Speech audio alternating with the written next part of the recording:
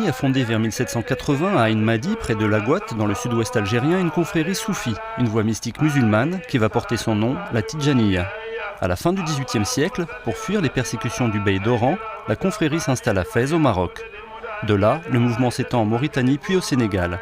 Aujourd'hui, un Sénégalais sur deux serait Tidjane. La vie spirituelle quotidienne des adeptes se partage entre la récitation de litanies tirées du Coran, appelées zikr ou wird, et la pratique collective célébrée au sein des Zaouïas, les centres spirituels Tidjane. La tariqa, la voie, se fonde aussi sur la relation privilégiée que chaque shir entretient avec ses disciples. La tariqa Tijaniya est une tariqa de liberté d'expression, de liberté même de spiritualité. C'est une liberté. On ne trouve pas quelqu'un qui te contrôle, mais c'est seulement Dieu qui te contrôle. Et c'est un peu ça ce que la tariqa Tijaniya a pu rapporter de plus pour le soufisme. Ce n'est pas le soufisme traditionnel qu'on connaît, cheikh, disciple et discipline. Ce n'est pas cela. Ce que la tariqa Tijaniya a rapporté au soufisme, c'est que l'idée elle-même du cheikh n'est pas résumée sur quelqu'un qui est toujours en vie, qui est toujours en vie physiquement et qui te contrôle, qui te dit fais cela, ne fais pas cela, ce n'est pas cela. Non. La tariqa Tijaniya est une tariqa tout d'abord qui éduque avec sa spiritualité, avec son dhikr, avec ses invocations, ses noms de Dieu qu'on répète tous les jours, tout d'abord pour sentir qu'on est dedans, et aussi pour sentir que la présence divine, pour arriver à sentir la présence divine en nous. C'est ça l'esprit que le prophète Sayyidina Mohammed sallallahu alayhi wa sallam a voulu, c'est de voir Dieu dans toutes les choses qu'on voit. C'est ça l'ihsan. Ihsan, c'est comme traduction que le prophète a donnée à l'ihsan, c'est d'adorer Dieu comme si tu le voyais, et même si tu ne le voyais pas, lui il te voit. C'est toujours chercher et connaître et comprendre que c'est la vie qui est le grand cheikh.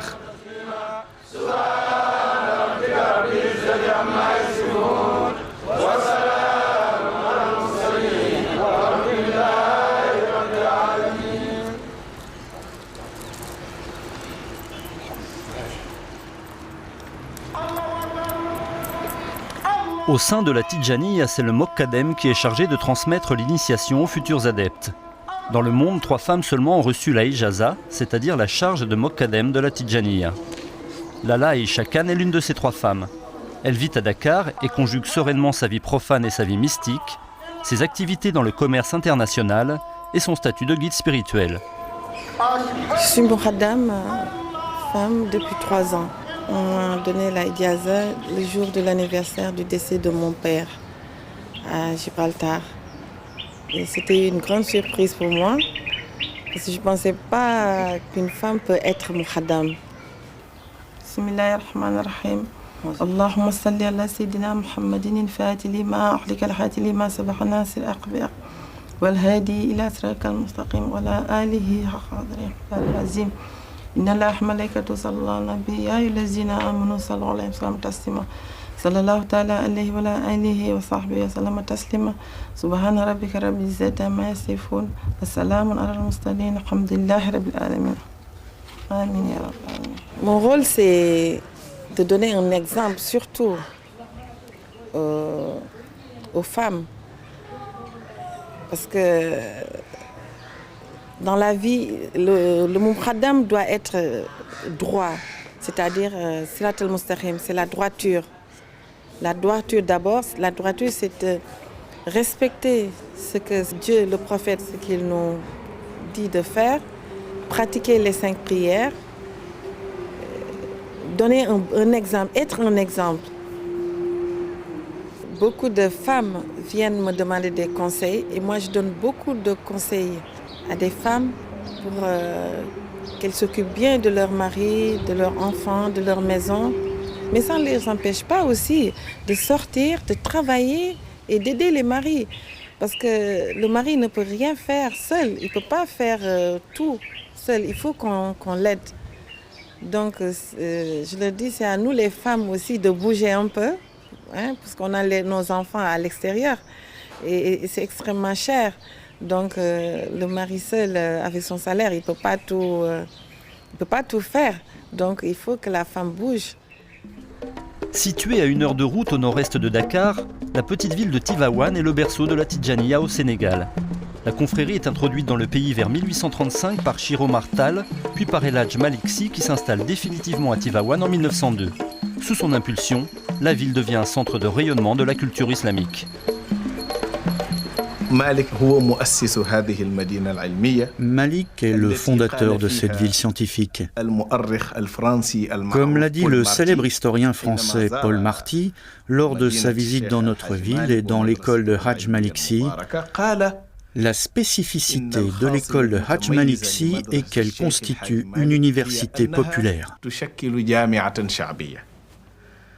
Et c'est de cette université populaire que sont sortis les plus grands savants sénégalais.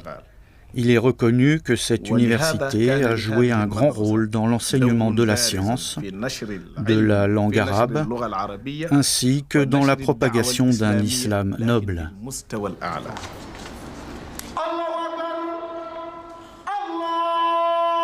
Tivaouane est aujourd'hui un centre majeur de l'enseignement de l'islam et de la langue arabe en Afrique de l'Ouest. Par leur effort personnel, les Tidjanes aspirent à se rapprocher de Dieu. L'enseignement de Cheikh Hadj Malick avait pour base la théorie et la pratique. Il enseignait la théorie et la mettait en pratique par la grâce de Dieu. Son école a formé des milliers de spécialistes, reconnus pour leur érudition et leur connaissance. Le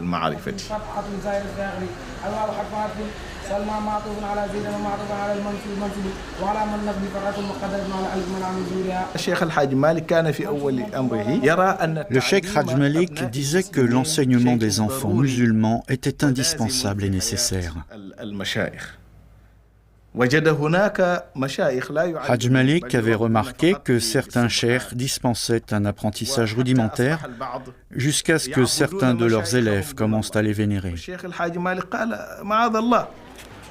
Le Cheikh Malick a dit que Dieu vous pardonne. Il est de notre devoir d'éduquer nos enfants. Nous devons en premier leur apprendre l'unicité de Dieu et nous devons leur enseigner la religion jusqu'à ce qu'ils soient capables de nous corriger au cas où nous-mêmes, en tant que professeurs, serions dans l'erreur. C'est de cette manière que Hadj Malick voulait instaurer une bonne entente entre les professeurs et les élèves. C'est dans cette voie que Hadj Malick formait ses adeptes.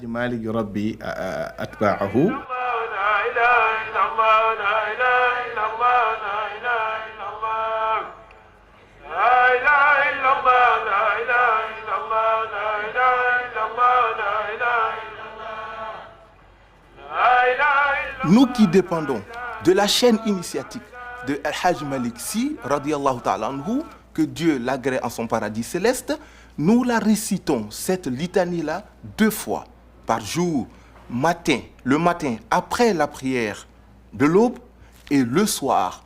Pour certains, après la prière du déplacement du soleil vers le bas de l'horizon, ou pour nous autres particulièrement, après la prière du coucher du soleil. Allah, Allah, Allah, Allah, Allah, Allah, Allah, Allah, Allah, Allah. Cette litanie-là consiste à quoi? Elle consiste à réciter d'abord la grande formule du pardon, de demande du pardon à Allah, au Dieu créateur, parce que il est dit que l'être humain commet des péchés qu'il sait et des péchés qu'il ne sait pas. Alors, pour purifier ses actes, pour purifier son âme, pour purifier sa vie, il doit chaque jour, chaque fois, être en permanence en train de demander, d'implorer le pardon de son Créateur, afin d'être en harmonie, d'être en accord avec celui-ci. Le deuxième grand centre tidjanite